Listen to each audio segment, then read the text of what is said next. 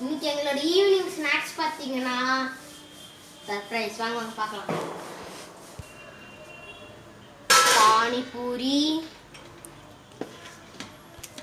பானிபூரி மசாலா, அதாவது உருளைக்கிழங்கு மசாலா.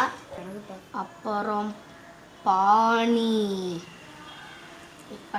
இப்போ நான் டேஸ்ட் பண்ணிட்டு சொல்றேன்.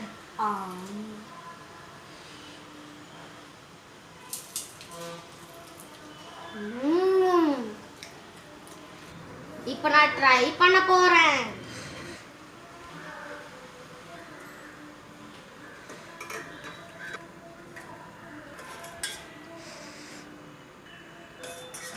இப்போ நான் சாப்பிட போறேன்.